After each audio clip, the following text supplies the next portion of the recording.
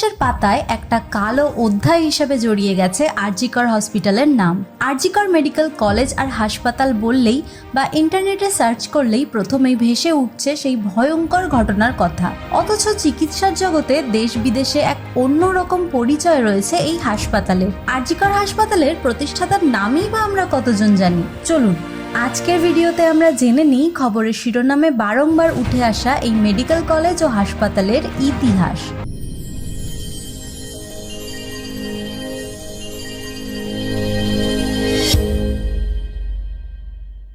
সালটা 1899, মার্চ মাস। বাংলার আনাচে কানাচে সাক্ষাৎ মৃত্যুর মতো ছড়িয়ে পড়েছে প্লেগ রোগ। কলকাতার অলিতে গলিতে শোনা যাচ্ছে প্রিয়জন হারানো মানুষের কান্নার আওয়াজ।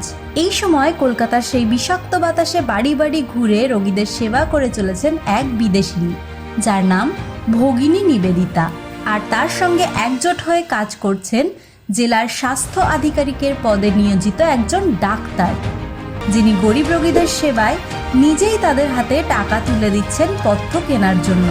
প্লেগ সংক্রমণ ঠেকাতে এবং মৃত্যুর হার কমাতে দুজন জীবনের পরোয়া না করে চষে ফেলেছেন গোটা উত্তর কলকাতা। প্লেগ রোগীদের সেবায় নিজেকে নিয়োজিত কে করেছিলেন? এই প্রশ্নের উত্তর হিসাবে আমরা সকলেই ভগিনী নিবেদিতার নাম জানি, কিন্তু এই চিকিৎসক কে ছিলেন? ইনিই হলেন ডক্টর রাধা গোবিন্দ কর, সংক্ষেপে আরজি কর। 1852 সালের 23শে আগস্ট রাধা গোবিন্দ কর জন্ম নিয়েছিলেন হাওড়ার রামরাজাতলার বেতরের বিখ্যাত কর বাড়িতে। বাবার নাম দুর্গাদাস কর। ইনি সেই দুর্গাদাস কর যিনি বাংলাদেশের ঢাকায় মিটফোর্ড হাসপাতাল প্রতিষ্ঠা করেন। পড়াশোনায় অসম্ভব মেধাবী ছিলেন রাধা গোবিন্দ কর।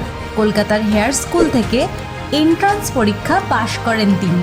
এরপর 1880 সালে কলকাতা মেডিকেল কলেজে ডাক্তারি পড়ার জন্য ভর্তি হলেও 1883 সালে কলকাতা ছেড়ে স্কটল্যান্ডে পাড়ি দেন এবং ভর্তি হন এডিনবরা বিশ্ববিদ্যালয়ে।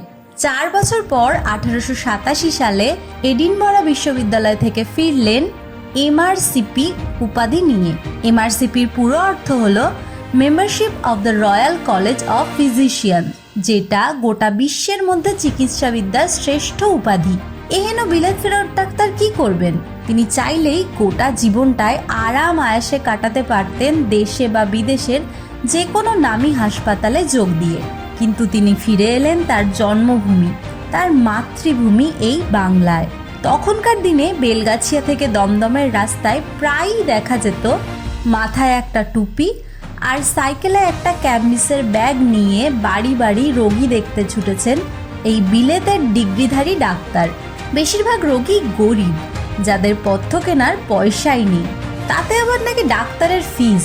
আজকের দিনে যেখানে অসম্ভব বেশি ফিস থাকার কারণে ডাক্তারদের ডাকাতের সাথে তুলনা করা হয়, সেখানে ডক্টর রাধা গোবিন্দ কর রোগী দেখার সাথে সাথে দরকার পড়লে রোগীদের পথ্য কেনার পয়সাও নিজেই দিয়ে দিতেন। নিজের ইচ্ছায় গ্রামের অস্বাস্থ্যকর পরিবেশে গরিব গুরব মানুষদের সেবায় ঝাঁপিয়ে পড়তে দুবার ভাবতেন না। সারাটা জীবন তিনি লড়াই চালিয়ে গেছেন বাংলার মানুষের কাছে চিকিৎসা ব্যবস্থা সুলভ করার জন্য। সে সময় ডাক্তারি পড়াশুনো হতো ইউরোপীয় শিক্ষা ব্যবস্থায়, বইগুলোও থাকতো ইংরেজি ভাষাতে। তাই সমস্যায় পড়তো সাধারণ পরিবার থেকে ডাক্তারি পড়তে আসা মেধাবী বাঙালি ছাত্রছাত্রীরা।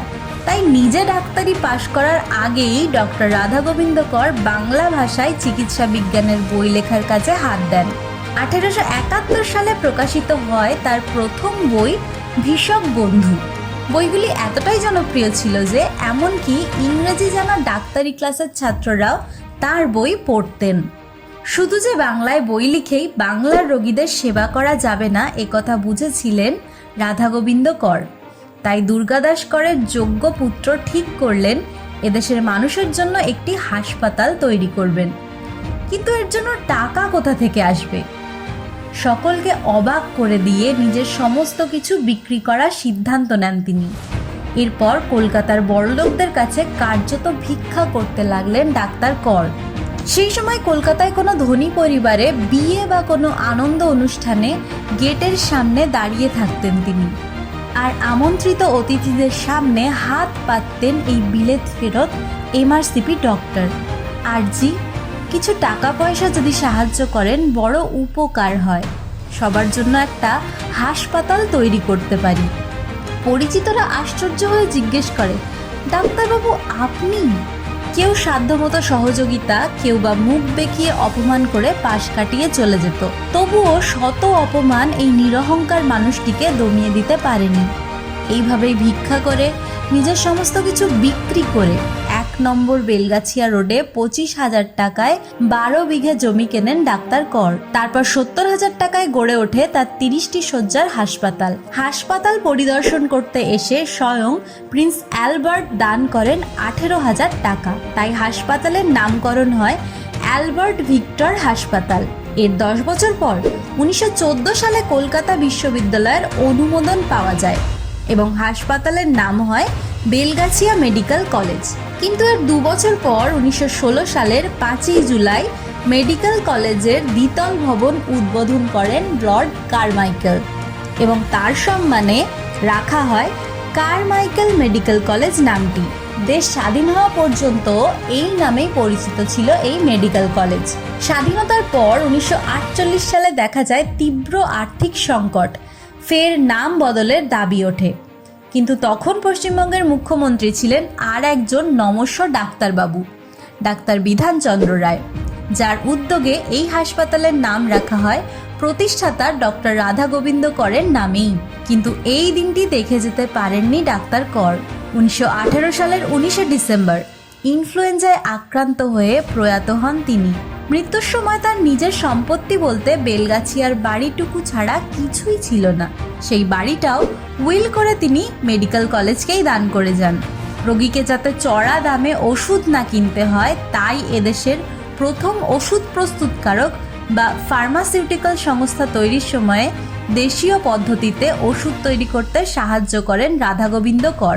প্রকৃতই তিনি ছিলেন 19 শতকের বাংলার ডাক্তারি জগতের এক উজ্জ্বল নক্ষত্র। কিন্তু দুঃখের বিষয়, তার স্বপ্নের পবিত্র ভূমিতে আজ রাজত্ব করছে কিছু মানুষরূপী অসুর। তো এই ছিল আর.জি. কর মেডিকেল কলেজ এবং হাসপাতালের উজ্জ্বল অতীত, যা আজকের কলুষিত প্রতিষ্ঠানটির বর্তমানের সঙ্গে কোনোভাবেই মিলে না। এরকম অজানা তথ্য আরও জানতে হলে চ্যানেলটিকে সাবস্ক্রাইব করে পাশে থাকুন আর লাইক, কমেন্ট ও শেয়ারের মাধ্যমে আমাদের উৎসাহ দিতে ভুলবেন না।